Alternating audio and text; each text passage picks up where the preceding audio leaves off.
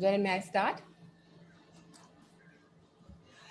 Good evening, everybody, and a very, very warm welcome to all those who have logged in to hear this very pertinent webinar, especially given the current COVID times. For a lot of us, the transplant coordinators who are listening in, working in the hospitals, and for many of us who are working in NGOs promoting organ donation and transplantation, we have been getting a lot of calls, of desperate family members exploring lung transplant for their loved ones post-COVID complications. And do we really know what to say to them?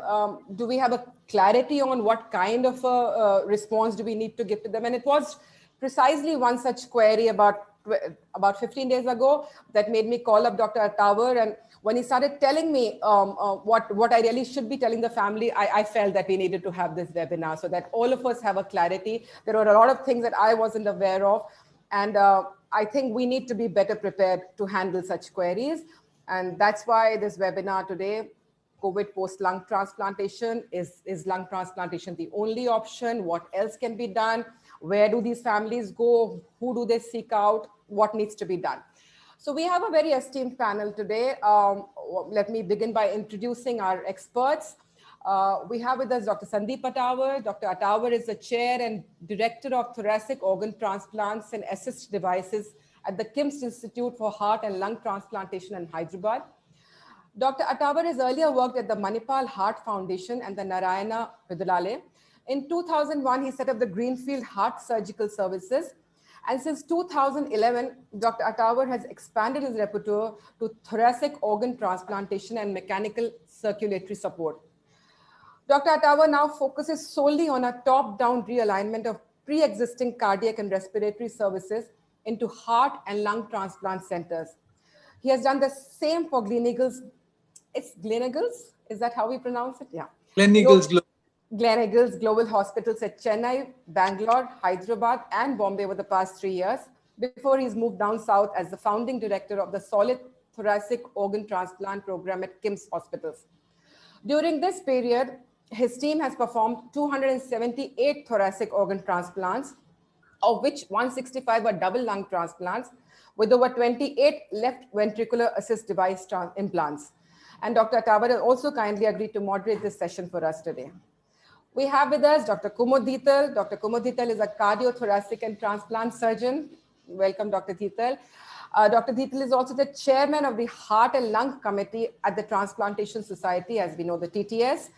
Dr. Dhital has earlier worked as program and surgical director of heart and lung transplantation and MCS at the Yashoda Hospitals, Hyderabad. Director of cardiothoracic surgery and transplantation and the program director of heart and lung services at the Alfred Hospital, and professor of cardiac thoracic surgery and transplantation at Monash University at Melbourne, Australia. Dr. Dhital has been a consultant cardiothoracic and transplant surgeon at the St. Vincent Hospital in Sydney, Australia, at Royal Papworth Hospital, Cambridge, UK, and at the University of Pittsburgh. His special interest, in addition to the comprehensive cardiac and thoracic surgical practice, is donor organ preservation and donation after circulatory death heart transplantation. In fact, I remember hearing you, Dr. Dhital, at the DCD workshop that we had organized at Fortis along with Dr. Seth. Very warm welcome to Dr. Unmil Shah. Dr. Unmil Shah is the consultant transplant pulmonologist at the Institute of Heart and Lung Transplant at KIMS Secunderabad, and is also a consultant transplant pulmonologist at the Gleneagles Global Hospital, Mumbai. Dr. Shah's team, headed by Dr. Sandeep Attawar, has done 160 lung transplants, predominantly double lung transplants, 32 combined heart and double lungs, and 88 heart transplants since 2017. That's phenomenal, Dr. Shah. And post-COVID, they have done 14 post-COVID acute respiratory distress syndrome, end-stage lung disease, double lung transplants on ECMO in this period, August 2020 to April 2021, or actually now 14, as he told me a little while ago. And during the COVID pandemic, they've done almost 50 thoracic organ transplantations. So very happy to have you here. I'll also quickly introduce two gentlemen who have very magnanimously agreed to share their experiences. They've both recently undergone lung transplants, and they have agreed to be here with us to share their experiences. We have Mr. Pranav Munjal, Pranav is a practicing architect since the last 7-8 years. Hello, Pranav. And he's originally from a small town in Punjab called Malot. I had never heard of the town, but has been practicing architecture in Ludhiana currently. And Pranav underwent a lung transplant in 2021. And we have Ravindra Babu Dasri, who's been a seafarer for the past 40 odd years, retiring finally as captain. Hello, captain. And he belongs to Hyderabad.